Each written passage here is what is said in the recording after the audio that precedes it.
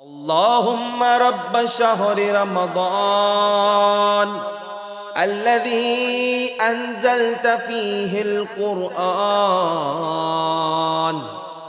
وافترضت على عبادك فيه الصيام. بسم اللہ الرحمن الرحیم. رب اشرح لی صدری ویسر لی امری واحلل عقدۃ من لسانی یفقہوا قولی. سامعین محترم، آج کی اس نشست کا عنوان ہے امیر المؤمنین کی شجاعت اور تقوی، کیونکہ امیر المؤمنین حجت خدا ہیں اور تمام شعبہ حیات میں لاسانی ہیں، یعنی شجاعت، عبادت، عدالت، خطابت اور ہر ایک شعبے میں آپ اپنی مثال آپ ہیں. ہر ایک صفت پر بات کرنا نہ ہمارے اختیار میں ہے، نہ ہماری زندگی میں اتنی بساط ہے، لہٰذا ان میں سے دو اوصاف کو ہم نے موضوع قرار دیا ہے. میر انیس نے جب امیر المومنین علیہ السلام کے اوصاف بیان کرنا شروع کیے تو فرمایا: عرش خدا مقام جناب امیر ہے، کرسی بھی تحت بام جناب امیر ہے، مستور لوح نام جناب امیر ہے، آیات حق کلام جناب امیر ہے. ایسا کسی کو خلق میں رتبہ ملا نہیں، ساری خدا کی شان ہے لیکن خدا نہیں. میں ہوں آپ کا میزبان سجاد زیدی اور تمام سامعین کی خدمت میں سلام عرض کرتا ہوں. آج اس موضوع پر گفتگو کرنے کے لیے ہمارے ساتھ موجود ہیں نہایت ہی قابل احترام عالی جناب مولانا محمد رضا روحانی صاحب. السلام علیکم. وعلیکم السلام ورحمۃ. کیسے ہیں آپ؟ ٹھیک ٹھاک؟ الحمدللہ. آپ کیسے ہیں؟ الحمدللہ. اگر بغیر کسی تمہید کے میں چاہوں گا کہ ہم پروگرام کا آغاز کریں، اور میں یہ بات جاننا چاہوں گا بذات خود بھی اور سامعین کے لیے بھی واضح کریں کہ جو بنیادی ڈیفینیشن ہے، کیونکہ ہمارا موضوع بھی ہے تقویٰ کی، وہ کیا ہے؟ بسم اللہ الرحمن الرحیم. الحمد للہ والصلاۃ علی اہلہا. دیکھیں، جو آپ کا سوال ہے تقویٰ کسے کہتے ہیں، تو معروف عام فہم زبان میں جو تقوی کا معنی ہے، یا آپ کہہ لیں لغوی لحاظ سے جو تقوی کا ابتدائی معنی ہے، وہ یہ ہے کہ ایک ایسا ملکہ، ایک صلاحیت ہے تقویٰ کہ جس کے ذریعے سے انسان معصیت خدا سے دور ہو جاتا ہے اور عبادت خدا کی طرف یا بندگی خدا کی طرف آگے اپنے آپ کو آمادہ کرتا ہے، اس طرف فوراً متوجہ ہو جایا کرتا ہے. یعنی واجبات کو انجام دینے کے لیے محرمات کو ترک کرنے کی طرف آمادہ ہو جاتا ہے. اسے کہتے ہیں تقویٰ. اس کی ایک چھوٹی سی مثال کہ ہمارے اطراف میں ایسے بہت سارے لوگ موجود ہوتے ہیں جو ہم دیکھتے ہیں کہ جیسے ہی اذان کی آواز سنی فوراً اپنے آپ کو آمادہ کر لیا، باوضو ہو گئے، مصلی عبادت بچھا لیا اور اس عبادت خدا کی طرف متوجہ ہو جاتے ہیں.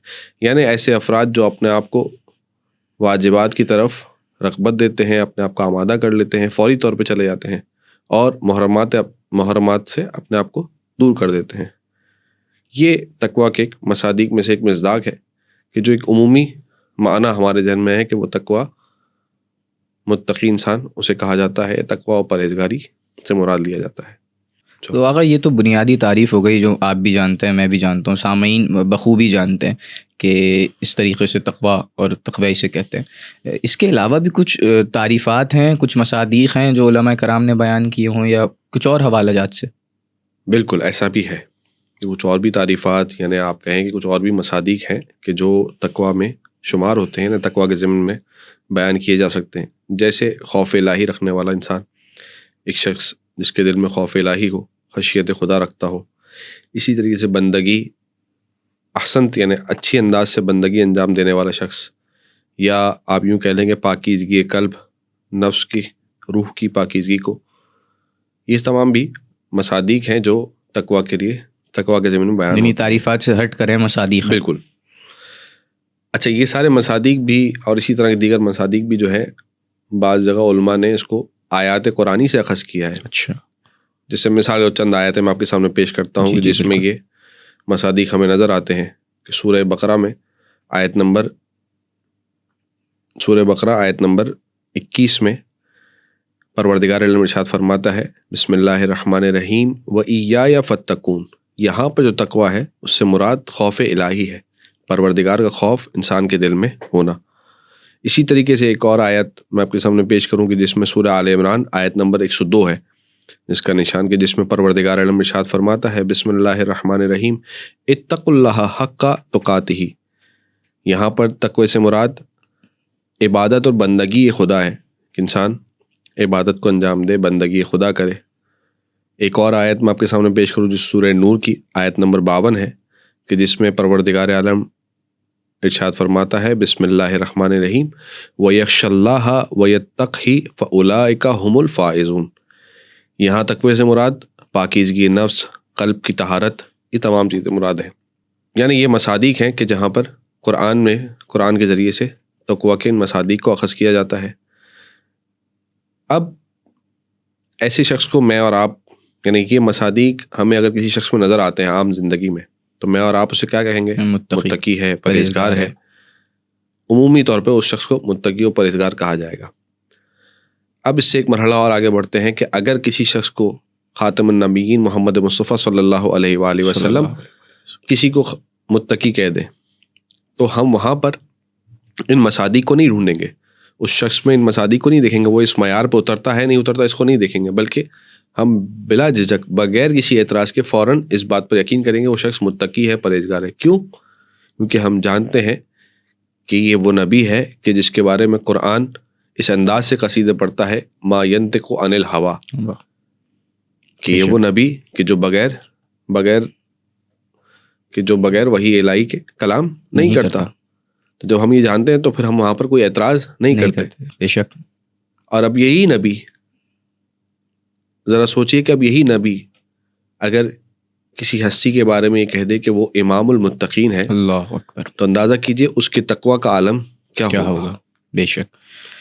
اچھا آغا، ابھی آپ نے سورہ آل عمران کی آیت کی تلاوت کی جس کے مصادیق میں تھا کہ عبادت بھی جو ہے وہ تقوی ہے، یعنی تقوی جو ہے، عبادت جو ہے وہ مصادیق میں سے ہے تقوی کے. بالکل. تو جب بھی ہم عبادت کی بات کرتے ہیں، عبادت گزاروں کی بات کرتے ہیں، تو ایک لفظ ہمارے ذہن میں آتا ہے عابدین.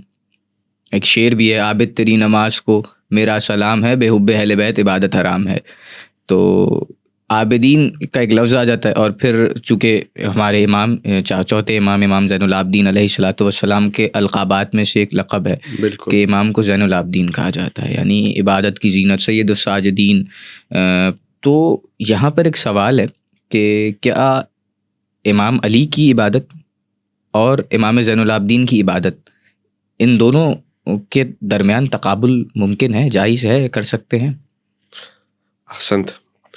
دیکھیں یہ جو سوال آپ نے کیا ہے تقابل کا، تو یہاں یہ بات واضح ہو جائے کہ دونوں امام یعنی دو ائمہ طاہرین یا کسی بھی امام کے درمیان دوسرے امام سے کوئی تقابل نہیں ہے. صحیح. کیونکہ تقابل وہاں ہوتا ہے جہاں ایک کمپٹیشن ہو، یہاں کوئی ایسی بات نہیں ہے. بلکہ ہم خود دیکھ رہے ہیں کہ چوتھے امام زین العابدین علیہ الصلوۃ والسلام جب دربار یزید میں موجود ہیں شام میں، اور اس وقت خطبہ بیان جو کر رہے ہیں اور اس خطبے میں اپنا تعارف کروا رہے ہیں، کس انداز سے تعارف کروا رہے ہیں؟ انا ابن مکہ و منا، انا ابن زمزم و صفا، انا ابن زین العابدین. میں زمزم و صفا کا بیٹا ہوں، میں مکہ و منا کا بیٹا ہوں، میں زین العابدین کا بیٹا ہوں. بے شک. تو یہ تعارف کروانا خود بتلا رہا ہے کہ جس امام کو ہم زین العابدین کہتے ہیں، جس امام کا لقب زین العابدین ہے، وہ خود کہہ رہے ہیں کہ میں زین العابدین کا بیٹا ہوں. جیسے ایک شخص امام کے پاس آیا، یعنی چوتھے امام کے پاس آیا اور آ کے کہنے لگا کہ مولا آپ عابدین کی زینت ہیں، آپ زین العابدین ہیں، آپ کی عبادت کا کیا عالم ہے کہ آپ وضو کرتے ہیں تو آپ کے جسم میں لرزہ طاری ہوتا ہے، آپ قیام میں کھڑے ہوتے ہیں، جب قیام کرے تو اس وقت آپ کا جسم لرز جاتا ہے. اللہ اکبر. اور آپ کے سجدے کا عالم یہ ہے کہ آپ کو سید الساجدین کہا جاتا ہے. اور بہت ساری فضائل امام کی اس حوالے سے ملتے ہیں، روایات ملتی ہیں کہ امام کی عبادت کا ایک خاص عالم تھا کہ جس کی وجہ سے امام کو زین العابدین سید الساجدین کہا جاتا ہے. تو شخص کہنے لگا کہ آپ کی عبادت کے حوالے سے امام سے بات کریں، تو امام نے اس وقت اپنے بیٹے پانچویں امام محمد باقر علیہ الصلوۃ والسلام سے کہا کہ بیٹا باقر جاؤ ہمارے جد کا صحیفہ لے کر آؤ. اور جب پانچویں امام وہ صحیفہ لے کر آئے تو امام نے اس صحیفے کو کھولا اور پڑھتے جا رہے تھے، اللہ اکبر کہتے جا رہے تھے اور بیان کرتے جا رہے کہ یہ ہمارے جد ہیں. امیر المومنین کے بارے میں بیان کرتے ہیں کہ ہمارے جد، ہمارے دادا امام علی علیہ الصلوۃ والسلام کی عبادت کا یہ عالم تھا کہ وہ زین العابدین تھے. اللہ اکبر. تو یہ خود امام علی علیہ السلام کے حوالے سے ملتا ہے کہ چوتھے امام جو جنہیں ہم زین العابدین کہتے ہیں وہ اپنے جد کو زین العابدین کہہ رہے ہیں، عبادت گزاروں کی زینت کہہ رہے ہیں۔ اچھا آقا، بہت شکریہ آپ کا، آپ نے بہت خوبصورتی کے ساتھ تقابل جو مسئلہ تھا اس کو حل کر دیا۔ دیگر یہ کہ کیونکہ ہمارا موضوع شجاعت بھی ہے تو میں چاہوں گا کہ آپ شجاعت کے حوالے سے بتائیں، کیونکہ ہم روایت میں دیکھتے ہیں، مشہور ترین روایت ہے کہ جب امیر المومنین کے پیر میں تیر لگا تو امام حسن علیہ السلام نے کہا کہ بابا کے پیر سے تیر اس وقت نکالا جائے جب بابا محراب عبادت میں ہوں۔ بالکل، تو امیر المومنین شجاع بھی ہیں اور متقی بھی ہیں، امام المتقین ہیں۔ تو اس حوالے سے ذرا روشنی ڈالیے گا کہ شجاعت امیر المومنین کیا ہے؟ ٹھیک، اچھا سب سے پہلے تو یہ بتائیں کہ آپ کے ذہن میں شجاعت کسے کہتے ہیں؟ آپ کیا سمجھتے ہیں شجاعت کیا ہے؟ میں یہ سمجھتا ہوں کہ شجاعت بہادری کو کہتے ہیں۔ اگر آج کے دور سے دیکھا جائے تو جذباتی انسان جو مطلب کوئی بھی مسئلہ ہے، کوئی بھی پریشانی ہے، کوئی بھی صورتحال ہے، اس میں وہ بڑھ چڑھ کر حصہ لینا اور لڑائی جھگڑا اس طرح کی کیفیت طاری ہو جانا جذباتی اور بہادر بھی ہے، ظاہر سی بات ہے، یہ عام معنی جو میں سمجھتا ہوں۔ صحیح۔ اچھا اب میں آپ کو ایک مثال کے ذریعے سے ایک سینیریو ہم قائم کرتے ہیں، اس کے ذریعے سمجھانے کی کوشش کرتا ہوں کہ انشاءاللہ آپ کے لیے اور ہم سب کے لیے بات واضح ہو جائے۔ کہ فرض کیجئے ایک شخص ہے کہ جس کے پاس آج کے زمانے کا مثلاً اسلحہ موجود ہے، اس کے ساتھ مثلاً پسٹل موجود ہے، اس کے پاس موجود ہے، ٹھیک۔ اب وہ اس کے سامنے دو اور افراد ہیں جو اسے روکنا چاہتے ہیں کہ تم یہ اس اسلحے سے حملہ نہ کرو۔ ان دونوں افراد میں سے پہلا فرد جو ہے اسے معلوم ہے کہ اس کے اسلحے میں یعنی اس پسٹل میں بلٹس نہیں ہے، اور دوسرا فرد جو ہے اسے معلوم ہی نہیں کہ بلٹس ہے یا نہیں، یعنی وہ لا علم ہے، یہ اس کا علم رکھتا ہے۔ اب دونوں اس کی طرف بڑھ رہے ہیں، دونوں لپک رہے ہیں کہ اس کو روکیں کہ تم اس اسلحے کو استعمال نہ کرو، اس سے فائر مت کرنا۔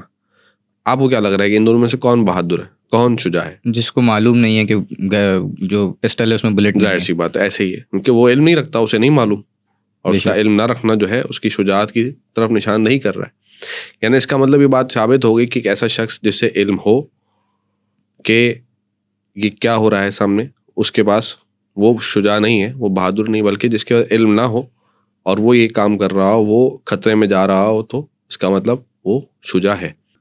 دیکھیں یہ تو بات ہو گئی ایک شجاعت کا ایک عمومی معنی، ایک جو اس سے واضح ہو گیا کہ عمومی شجاعت کسے کہتے ہیں، کہ ایک ایسا شخص جسے علم نہ ہو۔ اب بات آتی ہے شجاعت امیر المومنین کی، کہ جو آپ کا سوال تھا کہ شجاعت امیر المومنین کیا ہے، کہ جہاں امام متقی ہے، پرہیزگار ہیں، جہاں امام کی عبادت کا اس مقام پر ہے، اس معراج پر ہے، وہاں امام کی شجاعت کس انداز سے، اس شجاعت سے مراد کیا ہے؟ تو ابھی جب امیر المومنین جنگ پہ جا رہے ہیں، مختلف جنگیں امام کی ملتی ہیں، اور ہر جنگ میں امام نظر آتے ہیں کہ سامنے والے کو واصل جہنم کر دیا امام نے، جبکہ امام جب جنگ کرنے جا رہے ہیں، مقابل سے لڑنے جا رہے ہیں، تو امام جانتے ہیں بے شک اپنے علم غیب کے ذریعے سے، یہ بات ہمارا عقیدہ ہے کہ امام کا علم غیب ہوتا ہے، امام اپنے علم غیب سے جانتے ہیں کہ جس شخص کے مقابلے میں جا رہا ہوں آج وہ واصل جہنم ہوگا اور مجھے ایک خروج بھی نہیں آئے گی، یہ بات امام کو جانتے۔ تو اس کا مطلب کیا ہوا؟ کیا امام شجاع نہیں ہے؟ اس کا مطلب کیا ہے کہ ہم جس معنی کو مراد لے رہے ہیں شجاعت کا، وہ معنی اصل نہیں ہے، صحیح، بلکہ شجاعت سے مراد کوئی اور معنی ہے، کوئی اور مطلب ہے جو شجاعت جس کے لیے استعمال کیا جا رہا ہے۔ اب امیر المومنین کی اگر آپ کو شجاعت دیکھنی ہے تو آپ آئیں گے مدینے کی گلیوں میں، کہ جہاں در زہرا جل رہا ہے اور امیر المومنین صبر کا دامن تھامے بیٹھے ہیں اور اطاعت خدا پر گامزن ہے، اطاعت خدا پر قائم ہے، کہ جانتے ہیں، یعنی یہ بات معلوم ہے ہمیں کہ امیر المومنین جنگ کر سکتے ہیں، روک سکتے ہیں، لیکن حکم خدا یعنی حکم رسول خدا کیا ہے؟ اے علی صبر کرنا ہے۔ اس سے بھی آگے بڑھ کے دیکھیں، سلمان، ابو ذر، یہ تمام اصحاب جو کہ امیر المومنین کے پیروکار ہیں، وہ سب کے سب امیر المومنین کی اطاعت میں ہیں اور سب خاموش بیٹھے ہیں۔ کیا وہ سب شجاع نہیں تھے؟ وہ سب حملہ نہیں کر سکتے تھے؟ سب کر سکتے تھے، لیکن اصل شجاعت یہ ہے کہ اطاعت کی جائے۔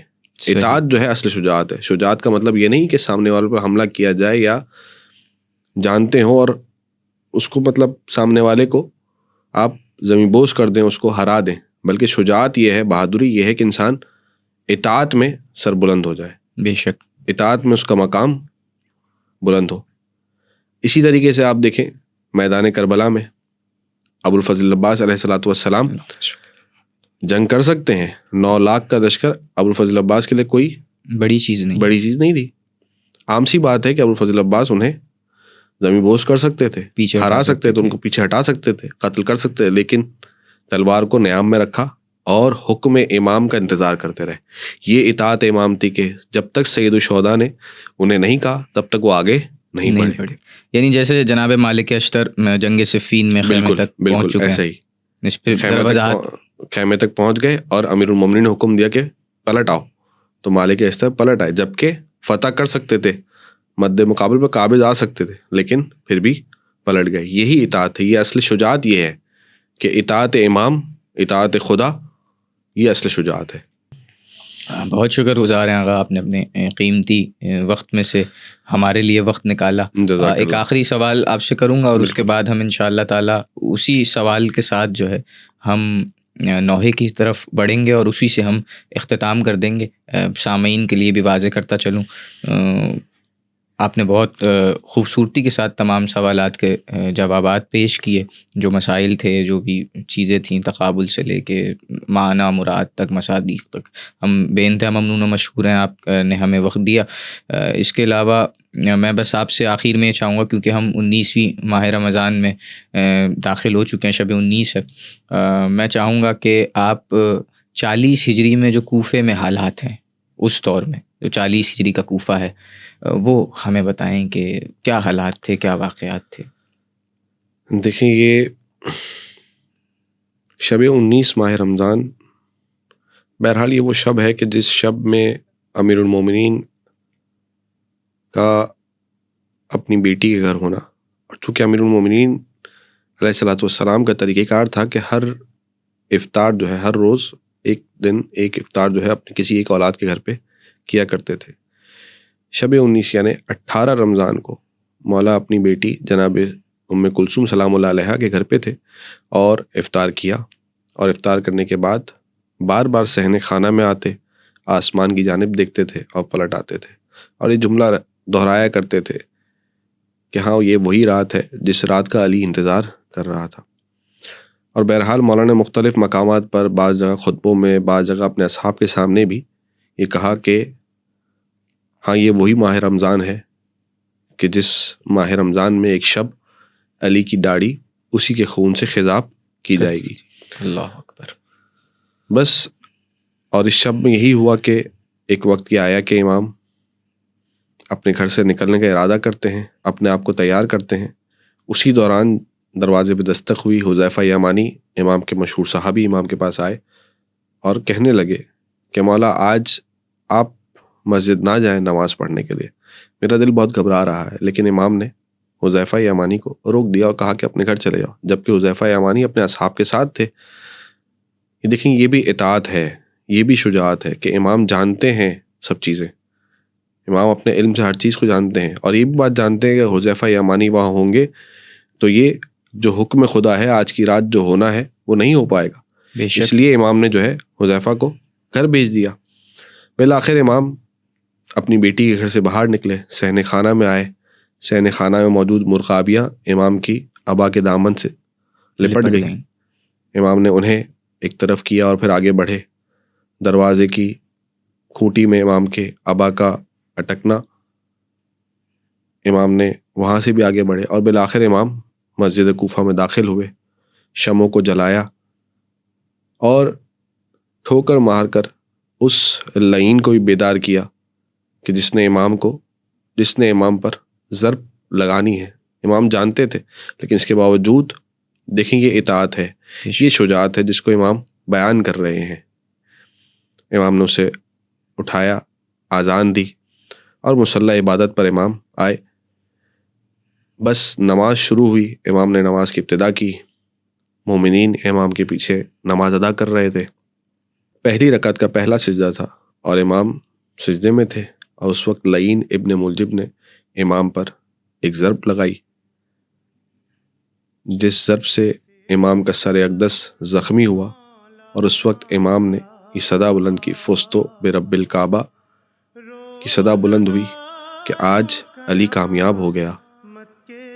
یہاں امیر المومنین کی صدا بلند ہونی تھی، وہاں عرش سے جبرائیل کی صدا آئی، تحدمت واللہ ارکان الخدا، کہ ہدایت کے تمام ارکان منہدم ہو گئے، ایک رکن نہیں بلکہ تمام ارکان منہدم ہو گئے۔ ہے شب یہ 19ویں کیسی آئی، خون میں ڈوبا محمد کا بھائی، ہے شب یہ 19ویں کیسی آئی، خون میں ڈوبا محمد کا بھائی، رو رہا ہے سحر کا ستارہ، روزہ دارو قیامت کے دن ہیں، ہے ابن ملجم ستم کیسا ڈھایا، ارے قبر میں سیدہ کو رلایا، ہے ابن ملجم ستم کیسا ڈھایا، قبر میں سیدہ کو رلایا، کیسے بچوں کا ہوگا گزارا، روزہ دارو قیامت کے دن ہیں، ابن ملجم نے حیدر کو مارا، روزہ دارو قیامت کے دن ہیں، اور تیغ سر پہ علی کے لگی ہے، آج شمع امامت بجھی ہے، تیغ سر پہ علی کے لگی ہے، آج شمع امامت بجھی ہے، دل یتیموں کا ہے پارا پارا، روزہ داروں قیامت کے دن ہیں، ابن ملجم نے حیدر کو مارا، روزہ داروں قیامت کے دن ہیں، ہے ام کلثوم زینب سے بولی، آج بابا نے آنکھیں نہ کھولی، ہے ام کلثوم زینب سے بولی، آج بابا نے آنکھیں نہ کھولی، ارے میں نے شانہ ہلا کر پکارا، روزہ داروں قیامت کے دن ہیں، ہم سے بچھڑا ہے مولا ہمارا،